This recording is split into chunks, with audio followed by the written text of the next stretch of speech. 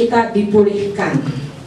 Nah, khusus minggu ini Bapak Ibu, ya kita juga akan membahas salah satu cara lain ya untuk membuat ekonomi kita bisa dipulihkan, yaitu lewat bebas dari hutang. Bisa slide-nya?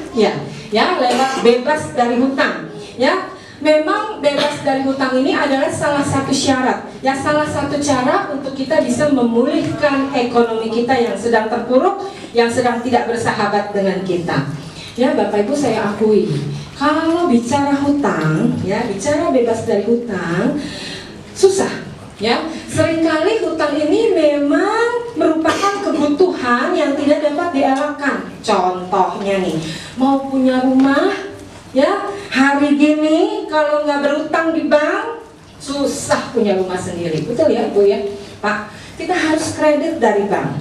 Mau punya mobil kredit, mau punya motor kredit juga, ya. Jadi memang kadang-kadang hutang itu satu kebutuhan yang tidak dapat dielakkan. Tetapi yang kita mau bicarakan, ya Bapak Ibu, yang kita mau bicarakan hari ini, kalau ekonomi kita sedang sulit, kalau ekonomi kita sedang terpuruk, ya, sedang tidak bersahabat dengan kita, sebaiknya, hendaknya kita itu jangan sampai ngutang kepada siapapun, ya, berjuang dengan apa yang ada, makan seadanya, ya, percayalah, suatu hari pasti akan berubah, badai pasti berlalu. Jadi kalau ekonomi kita sedang sulit, kita lagi sedang terpuruk, usahakan sebisa mungkin kita jangan ngutang pada siapapun. Jadi Bapak Ibu, kita harus menghindari hutang, ya, supaya tadi ekonomi kita cepat dipulihkan. Susah kalau ekonomi kita sedang terpuruk, ya, kita harus bayar lagi hutang kepada banyak orang, ya, sementara kebutuhan hidup aja luar biasa harganya, betul ya? Zaman dulu nih bicara beli cumi aja baru 20.000, sekarang 80.000 Bu sekilo, iya kan Bu ya? Betul ya? Jadi biaya hidup naik terus nggak pernah turun. Nah kalau uang kita pas-pasan, kita lagi sulit dalam ekonomi, kita harus bayar utang lagi yang banyak, belum lagi kebutuhan sehari-hari yang tinggi, jadi tambah sulit ekonomi kita. Makanya kalau bisa kita harus menghindari berhutang. Ya, kenapa kok kita harus menghindari berhutang? Next, kita harus menghindari berhutang tadi supaya ekonomi kita pulih. Tetapi juga kita harus menghindari hutang. Next, karena Bapak Ibu tidak disarankan oleh Allah. Ya, Roma 13 ayat 8a. Janganlah kamu berhutang apa-apa kepada siapapun juga, tetapi hendaklah kamu saling mengasihi. Jadi Roma 13 ayat 8a, Paulus ini memerintahkan kepada orang-orang Kristen supaya tidak berutang apa-apa kecuali utang kasih, katanya saling mengasihi. Jadi itu tanda yang kuat mengenai ketidaksenangan Allah terhadap banyak atau bentuk hutang apapun, apalagi terhadap hutang-hutang yang tidak dibayar pada waktunya. Ya, jadi Allah nggak senang sama orang-orang yang berani hutang tapi nggak berani bayar. Ya, jadi kenapa kita harus menghindari berhutang, Bapak Ibu? Karena hutang itu tidak disarankan oleh Allah. Kenapa? Dampak buruknya banyak. Coba apa aja dampak buruknya? Yang pertama, beban mental. Orang yang punya utang atau orang yang berhutang itu pasti punya beban mental yang berat, ya. Kalau punya utang, jadi dia nggak bisa move on. Baru terima gaji bulanan, baru senang, langsung cemberut karena harus bayar utang lagi, ya. Itu jadinya ada beban mental. Bukan cuma dia aja yang berhutang, yang punya punya beban mental, keluarganya juga ikut punya beban mental. Contohnya, lagi nonton TV asik-asik, gara-gara papanya punya utang, TV-nya disita, anaknya ikut stres, ya. Kebalikannya juga begitu. Kalau Bapak Ibu ingat, ini masuk di TV ya. pada bulan Agustus 2016 ya kita dikejutkan dengan berita sepasang suami istri ya mati bunuh diri sambil berpelukan. Ini kejadiannya di Kediri ya, di Kediri, Jawa Timur pada bulan Agustus lalu. Nama bapaknya Pak Hartono dan ibunya namanya Ibu Iis. Ya, dia bunuh diri minum racun sambil berpelukan. Diusut, ya kenapa kok sampai bunuh diri? Ternyata meninggalkan surat wasiat. Mereka bunuh diri karena anaknya punya hutang yang banyak. Malu orang tuanya. Sampai akhirnya orang tuanya nekat bunuh diri. Dan di surat wasiat itu dia tulis, karena papa, mamah malu punya anak dengan hutang yang banyak, lebih baik mati saja. Lagi pula ini ada warisan, dia tinggalin warisannya. Rumah yang dia tinggalin satu-satunya punya orang tuanya, dia bilang kamu jual, bayar hutang kamu. Ini bukan contoh yang bagus, jangan ditiru. Ya, tetapi saya mau beritakan bahwa beban mental itu juga berimbas kepada keluarga kita. Bukan kita aja misalkan yang berhutang, tetapi keluarga ikut punya beban mental. Ya, oleh sebab itu tidak disarankan dampak buruk. Apalagi dampak buruk yang lain. Hidupnya nggak tenang. Orang yang punya utang itu hidupnya tidak tenang. Udah kepikiran, aduh besok jatuh tempo kredit motor. Belum lagi listrik belum dibayar. Utang di warung banyak. Misalkan seperti itu, jadi pusing, hidupnya nggak tenang, ya, selalu merasa dikejar-kejar oleh utang, ya, ada yang membelenggu sehingga merasa dikejar-kejar.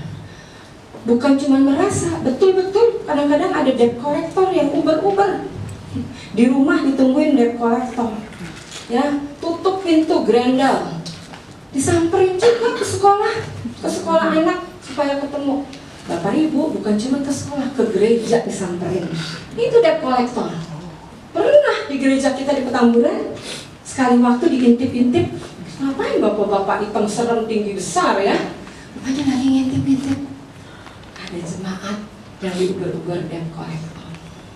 Jadi hidupnya nggak tenang, ya. Makanya itulah dampak buruk. Lalu apalagi? Ternyata Bapak Ibu, berhutang itu bukan mengatasi masalah.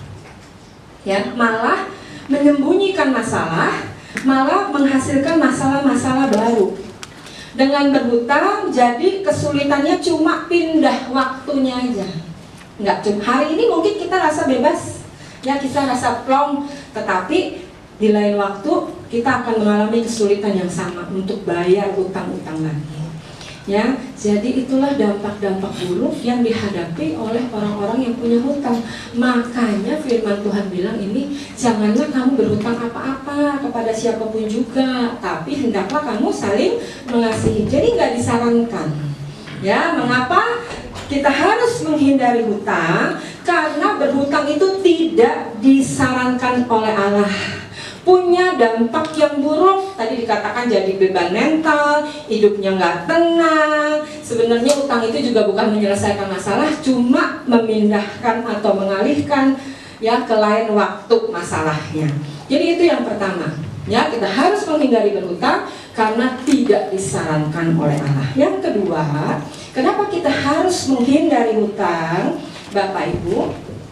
Supaya kita itu tidak menjadi hamba dari orang yang menghutangi.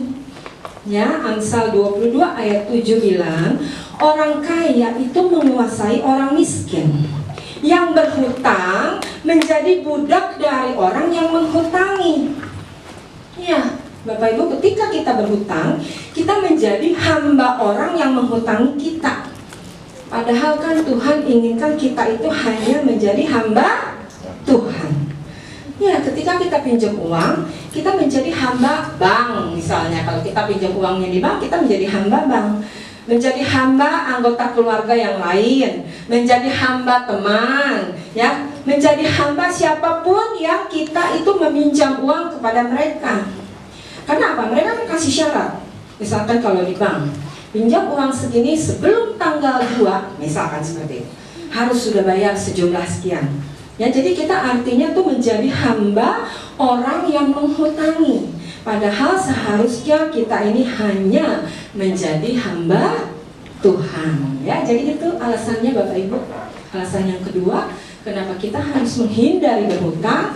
Tadi supaya kita tidak menjadi hamba orang yang menghutangi. Yang ketiga, kenapa kok kita harus menghindari hutang? Bapak Ibu, ternyata rencana Allah kita itu bukan meminta pinjaman. Ya, Ulangan 28 ayat 12. Boleh kita baca bersama-sama ya? Ada di slide Bapak Ibu. 1, 2, 3. Tuhan akan membuka bagimu perbendarahannya yang melimpah, yakni langit, untuk memberi hujan bagi tanahmu pada masanya dan memberkati segala pekerjaanmu, sehingga engkau memberi pinjaman kepada banyak bangsa, tetapi engkau sendiri tidak meminta pinjaman. Jadi mengapa kita harus menghindari berhutang? Karena rencana Allah itu kita bukan menjadi meminta pinjaman, ya, tetapi memberi pinjaman. Allah tidak pernah merencanakan kita orang-orang percaya, ya, menjadi tukang utang, yang menjadi yang meminta pinjaman. Amin. Jadi itu Bapak Ibu 3 alasan mengapa kita harus menghindari hutang. Yang pertama, tidak disarankan Allah. Yang kedua, supaya kita tidak menjadi hamba orang yang menghutangi. Yang ketiga, karena rencana Allah itu bukan kita. Nah, apa yang harus kita lakukan supaya kita bebas hutang? Karena tadi, ya, Allah tidak menginginkan kita meminta pinjaman. Yang Allah inginkan kita malah bisa memberikan pinjaman. Nah, Bapak Ibu, di dalam Alkitab ini ada kisahnya. Seorang janda yang datang kepada Elisa dan mengadukan kesusahan yang dihadapinya. Ya, dia juga bagi banyak hutang. Anaknya terancam dijadikan budak karena hutangnya banyak. Ya, kita baca saja ya untuk jelasnya. Kita baca kisahnya di slide ada ya, saya sudah cantumkan. 2 Raja-Raja 4 ayat 1 sampai 7. Yang bawa Alkitab silahkan buka. Alkitab suci, Alkitab kertas, boleh semuanya. Yang tidak bawa boleh lihat di slide. 2 Raja-Raja 4 ayat 1 sampai 7. Saya akan bacakan ya. Minyak seorang janda. Salah seorang dari istri-istri para nabi mengadukan halnya kepada Elisa sambil berseru, "Hambamu, suamiku, sudah mati, dan engkau ini tahu bahwa hambamu itu takut akan Tuhan. Tetapi sekarang penagih hutang sudah datang untuk mengambil kedua anakku untuk menjadi budaknya." Jawab Elisa kepadanya, "Apakah yang dapat kuperbuat bagimu? Beritahukanlah kepadaku apa-apa yang kau punya di rumah." Berkatalah perempuan itu, "Hambamu ini tidak punya sesuatu apapun di rumah." Berkatalah, "Sesuatu apapun di rumah kecuali sebuah buli-buli berisi minyak." Lalu berkatalah Elisa, "Pergilah, mintalah bejana-bejana dari luar daripada segala tetanggamu, bejana-bejana kosong, tetapi jangan terlalu sedikit. Kemudian masuklah, tutuplah pintu sesudah engkau dan anak-anakmu masuk, lalu tuanglah minyak itu ke dalam segala bejana. Mana yang penuh, angkatlah." Pergilah perempuan itu daripadanya, ditutupnyalah pintu sesudah ia dan anak-anaknya masuk, dan anak-anaknya mendekatkan bejana-bejana kepadanya, sedang ia terus menuang. Ketika bejana-bejana itu sudah penuh, berkatalah perempuan itu kepada anaknya, "Dekatkanlah kepadaku sebuah bejana lagi." Tetapi jawabnya kepada ibunya, "Tidak ada lagi bejana." Lalu berhentilah minyak itu mengalir. Kemudian pergilah perempuan itu memberitahukannya kepada abdi Allah. Dan orang ini berkata, "Pergilah, jualah minyak itu, bayarlah hutangmu, dan hiduplah dari lebihnya, engkau serta anak-anakmu." Nanti Bapak Ibu boleh baca lagi di rumah supaya mengerti cerita kisah ini, ya. Tetapi belajar dari kisah ini, Bapak Ibu, maka ada beberapa langkah yang bisa kita ambil supaya kita bisa bebas hutang. Ya, kalau kita perhatikan tadi ceritanya ada beberapa langkah yang bisa kita pelajari, yang bisa kita lakukan supaya kita bisa bebas hutang. Yang pertama, ya, kita harus datang kepada Tuhan dengan doa. Sama seperti janda tadi, ya, kalau kita baca, dia datang kepada Elisa, Nabi Tuhan itu. Ya, dia datang kepada Elisa mengadu dan berkeluh kesah, itu di ayat 1. Ya. Nah, kita juga seperti itu. Kita harus datang kepada Tuhan dengan doa. Nyatakan bahwa kita ini ingin terlepas dari hutang dan mohon pertolongan daripada Tuhan. Jika Allah telah menolong janda tadi yang kita baca itu, ya, Tuhan kan bisa kasih mujizat, ya. Jika Tuhan bisa tolong janda itu untuk lepas dari hutang-hutangnya, maka Tuhan juga akan memberikan hikmat kepada kita, ya, untuk memberi jalan keluar untuk orang-orang yang berseru dan percaya kepada Dia. Amin. Jadi itu yang pertama, Bapak Ibu, kita harus datang kepada Tuhan, berseru minta pertolongan kepada Tuhan. Itu yang pertama, supaya kita bebas hutang. Yang kedua, Bapak Ibu, gimana caranya supaya kita bisa bebas hutang? Bapak Ibu, kita harus buat daftar hutang kita. Daftar bukan cuma daftar hutang, tapi daftar harta juga yang kita punya itu apa aja. Pada kisah janda itu, kalau ibu-ibu perhatikan, Bapak Ibu perhatikan di raja-raja itu, ya, pada kisah janda itu kan Elisa, Nabi Tuhan itu bertanya kan kepada janda itu, apa yang aku bisa perbuat kepadamu? Beritahukan apa yang ada di rumahmu. Jadi dia sedang mengidentifikasi ada apa, punya apa di rumah. Begitu juga dengan kita. Ya, kalau kita sedang dalam keadaan banyak hutang, mau bebas hutang, kita harus mengidentifikasi jumlah, bikin daftar hutang. Kira-kira hutang kita berapa banyak, supaya kita tahu sebenarnya kita terjerat hutang itu berapa besar.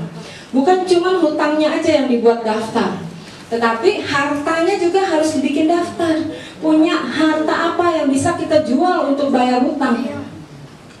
Iya, sekali lagi, ya, berani berhutang harus berani bayar. Bapak Ibu, berhutang itu nggak dosa, betul? Iya, berhutang nggak dosa. Tapi kalau kita nggak bayar hutang, jadi dosa. Coba mundur dulu slide-nya tadi. Malahan dikatakan, terus ya, yang ada orang fasiknya, dikatakan kalau kita nggak bayar hutang, kita itu orang fasik.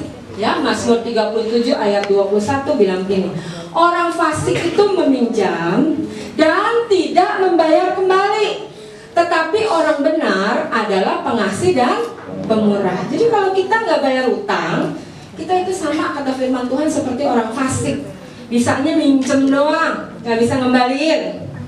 Dan firman Tuhan bilang di Amsal 3 ayat 33, kutuk Tuhan ada di dalam rumah orang fasik, tapi kalau tempat kediaman orang benar diberkatinya.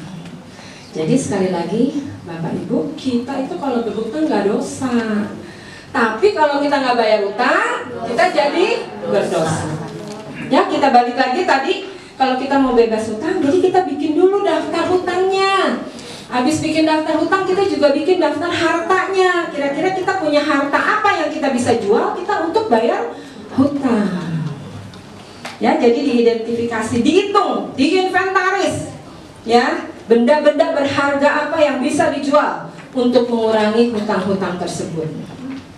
Ya, kenapa? Bapak Ibu, bukan cuma ini. Misalkan saja uang kita pas-pasan, selalu berhutang setiap bulan, gali lubang, tutup lubang. Kita harus perhatikan, jangan-jangan ternyata pengeluaran kita lebih besar daripada pemasukan. Jangan senang, itu mah bukan mujizat.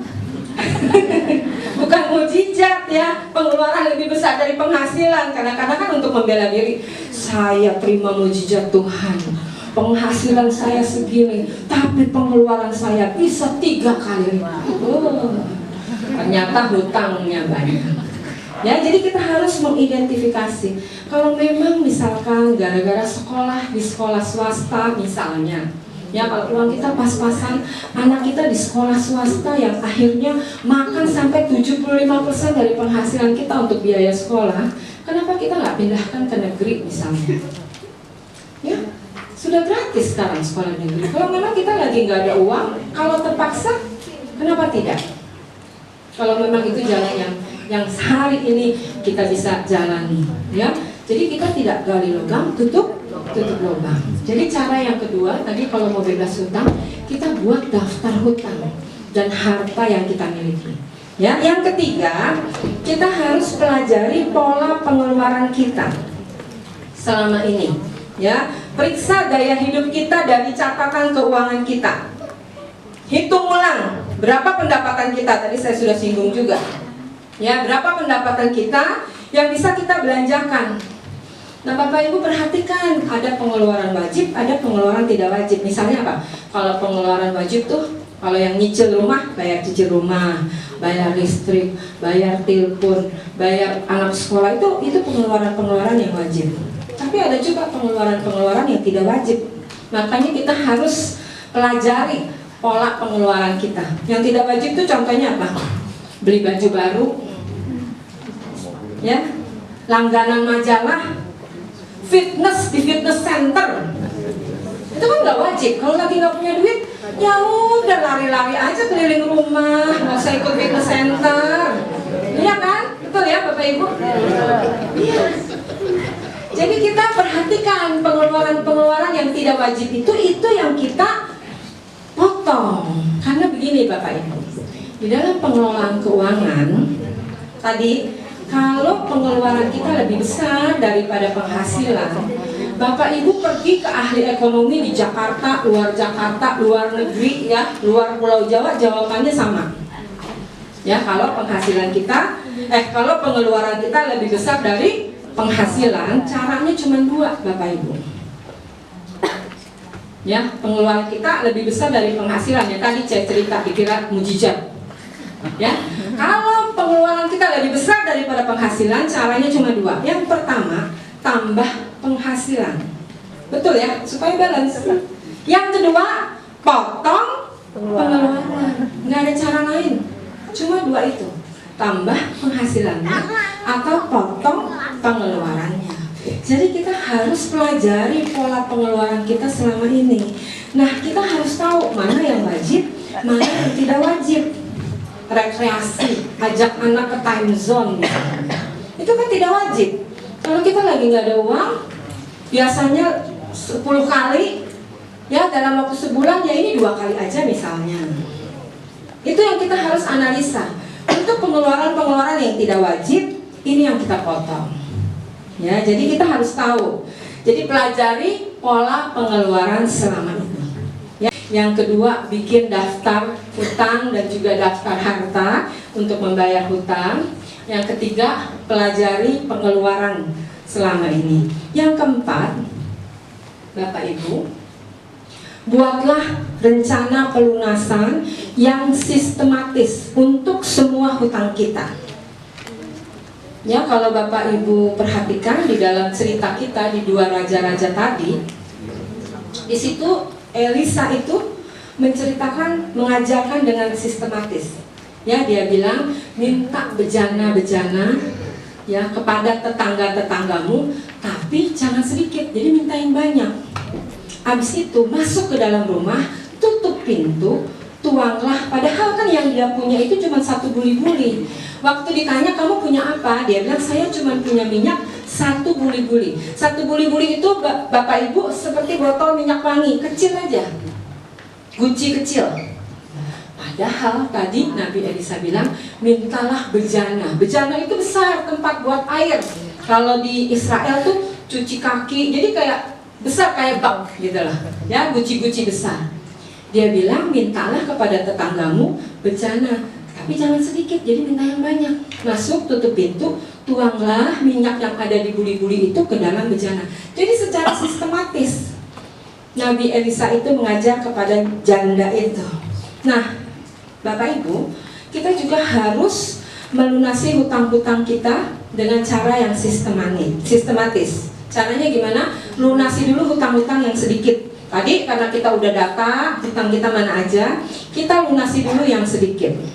Yang hutangnya dalam jumlah besar tapi kita belum mampu bayar, kita minta tempo kepada yang menghutangi kita. Ya, kita minta tolong ya, terpaksa.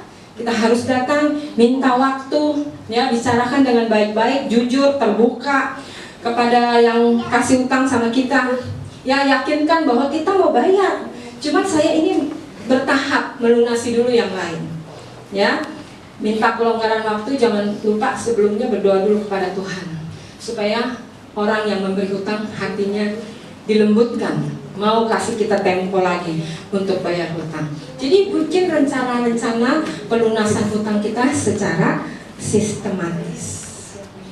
Ya, itu langkah yang nomor 4. Langkah selanjutnya, Bapak Ibu, yang kelima, kita harus pikirkan cara untuk mendapatkan penghasilan tambahan. Tadi saya sudah bilang ya, caranya cuma 2, tambah penghasilan atau potong pengeluaran. Nah, untuk kita yang sedang dalam kesulitan, punya utang yang banyak, kita juga potong pengeluaran kita, tapi kita berusaha pikirkan cara-cara lain untuk mendapatkan penghasilan tambahan supaya kita cepat bisa bayar utangnya. Misalnya cari kerja sampingan, tapi jangan sampai merugikan perusahaan di mana kita tempat kerja saat ini. Nggak boleh juga, ya. Kita harus cari penghasilan yang tidak merugikan di mana kita bekerja hari ini. Bapak Ibu, kita harus buang segala gengsi dan kemalasan, ya. Karena kita kan harus bayar hutang. Jadi kita harus kerja keras, ya, untuk membayar hutang. Jadi harus pikirkan cara-cara mencari penghasilan tambahan. Yang keenam, ini yang terakhir, langkah-langkah untuk bebas hutang. Kita harus berkomitmen tidak membuat hutang baru. Nah, kadang-kadang kita bayar hutang, tapi kita bikin hutang baru. Nah, supaya kita bisa maju, bisa pulih ekonomi kita harus berkomitmen untuk tidak bikin hutang baru. Dan kita juga berkomitmen untuk selalu membayar uang cash waktu belanja. Ya, untuk Bapak Ibu yang pegang kartu kredit, saya tidak anti kartu kredit. Di dompet saya juga pakai kartu kredit. Tetapi yang saya mau garis bawahi, hati-hati dengan pemakaian kartu kredit. Banyak sekali orang yang terjebak hutang berat karena pemakaian kartu kredit ini. Ada satu jemaat punya hutang di kartu kredit, Bapak Ibu. Ini kejadian yang sesungguhnya, tapi saya nggak sebutkan ya jemaat dari mana. Itu hutangnya di kartu kredit sampai 350 juta.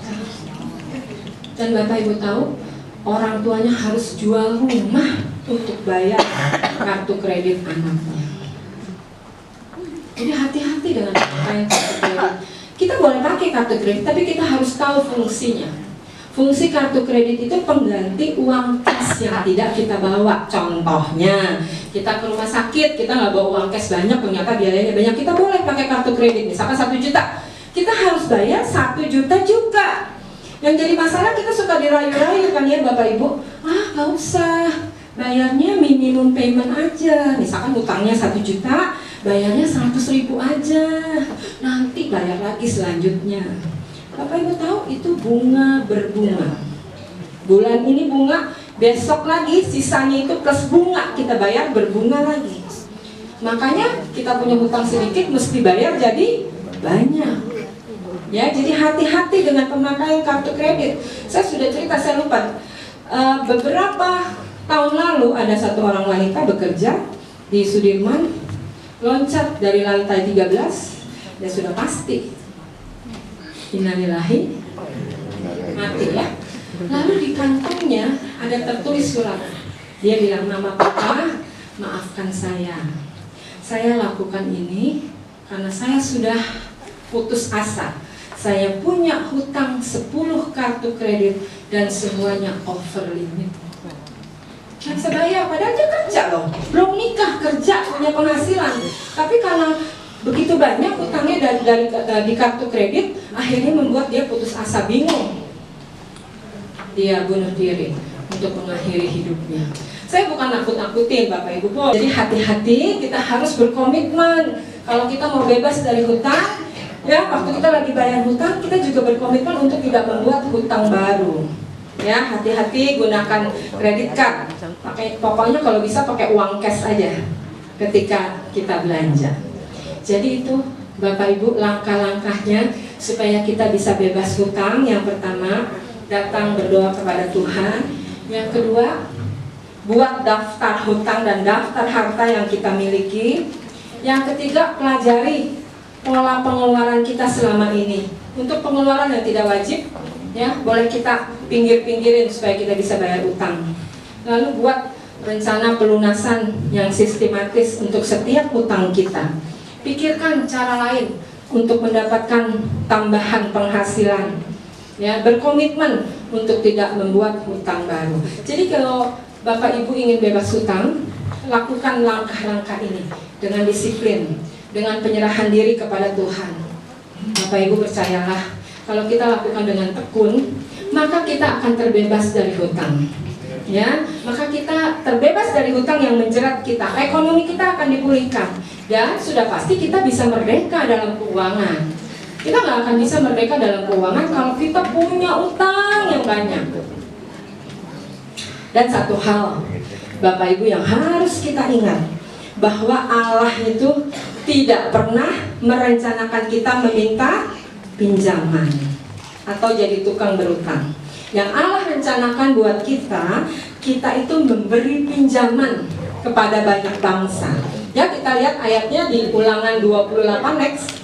Ulangan 28 ayat 12 mengatakan, Tuhan akan membuka bagimu perbendaharaannya yang melimpah, yakni langit, untuk memberi hujan bagi tanahmu pada masanya dan memberkati segala pekerjaanmu, sehingga engkau memberi pinjaman kepada banyak bangsa, tetapi engkau sendiri tidak meminta pinjaman.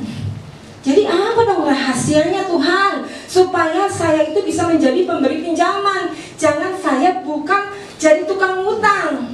Itu jawabannya. Ulangan 28 ayat 1. Ini rahasianya Bapak Ibu.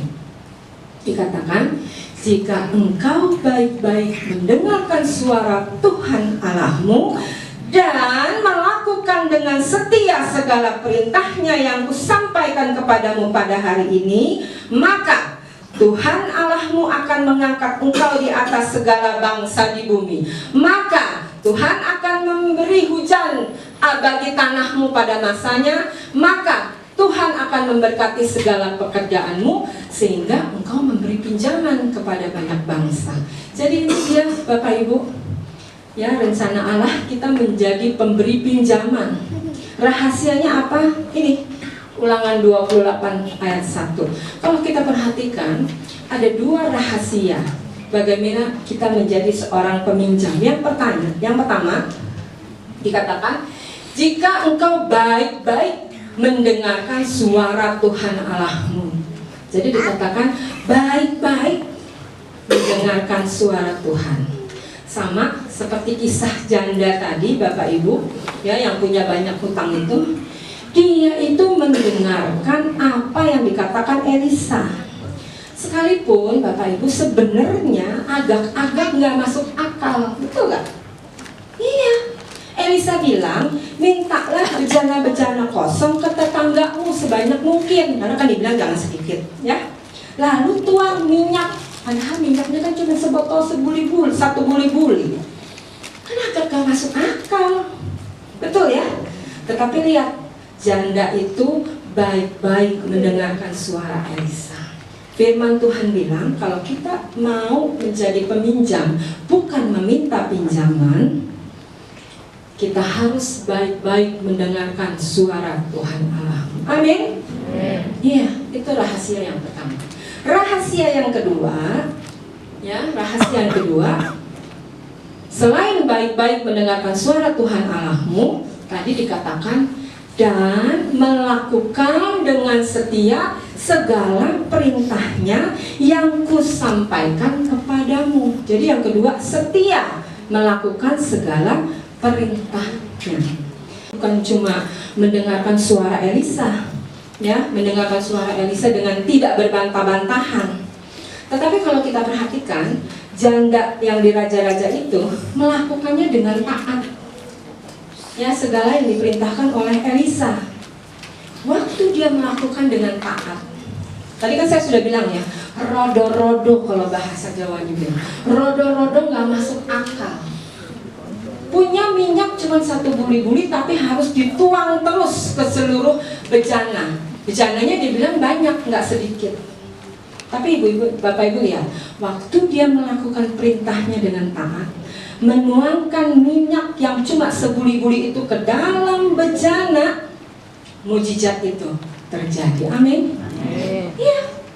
Kalau kita tahu kisahnya, dia sampai bejana yang dia punya itu habis. Waktu dia bilang sama anaknya, ayo taruh lagi bejana. Anaknya bilang udah nggak ada lagi bejana. Berhentilah minyak itu. Jadi waktu kita taat melakukan perintah Tuhan, Bapak Ibu, mujizat pasti terjadi. Amin. Amin. Iya. Ya. Padahal kalau kita perhatikan, janda itu cuma mendengarkan. Misalnya saja nih, misalnya ya, kalau janda itu cuma dengar apa yang dikata Elisa, tapi dia punya pikiran atau dia tidak melakukan, dia punya pikiran, mustahil itu nabi itu. Masa aku cuma punya sebuli-buli suruh tuang ke seluruh bejana, terus dia nggak lakukan. Terjadi nggak kira-kira mujizatnya? Nggak terjadi. Ya, tapi waktu dia taat, sekali lagi taat kepada Elisa dengan melakukan apa yang dikatakan Elisa, mujizat itu terjadi. Dan kalau kita perhatikan ayatnya, kemudian pergilah perempuan itu kasih tahu kepada Elisa. Lalu Elisa bilang gini, pergilah, jualah minyak itu, bayarlah hutangmu, dan hiduplah dari lebihnya engkau serta anak-anakmu. Kalau mujizat Tuhan, Bapak Ibu, bukan cukup untuk bayar hutang. Lihat cerita kisah ini, dia bisa hidup bersama anak-anaknya dari lebihnya. Amin. Amin. Iya. Inilah rahasia Allah bagaimana menjadi seorang peminjam. Yang pertama, dengar-dengaran suara Tuhan. Yang kedua, lakukan dengan setia, dengan taat perintah Tuhan. Amin. Bapak Ibu, hari ini kita sudah belajar firman Tuhan bahwa kalau kita mau pulih ekonominya, salah satu jalan adalah bebas dari hutang. Kita harus menghindari hutang. Kalau bisa nggak ngutang. Kenapa kita harus menghindari hutang? Yang pertama, karena itu bukan sarannya Allah. Yang kedua, karena ketika kita berhutang, kita menjadi hambanya orang yang menghutangi orang kita. Yang ketiga, karena sebenarnya rencana Allah itu bukan kita itu sebagai tukang hutang, tapi rencana Allah bagi kita adalah memberi pinjaman, bukan meminta pinjaman. Bagaimana supaya kita menjadi orang yang bisa memberi pinjaman? Tadi, ya, kita harus mendengarkan suara Tuhan Allah dan melakukan dengan setia apa yang diperintahkan. Amin. Amin. Percayalah Bapak Ibu, Tuhan akan membuka perbendaharaannya. Ya, dia mengirim yang melimpah yang dia punya kepada kita, memberkati setiap pekerjaan kita, dan kita boleh merdeka di dalam keuangan kita. Amin. Bapak Ibu, selamat menjadi orang-orang yang bebas hutang, memberi pinjaman kepada orang lain dan bukan meminta pinjaman. Tuhan Yesus memberkati. Kita akan sama-sama bangkit berdiri.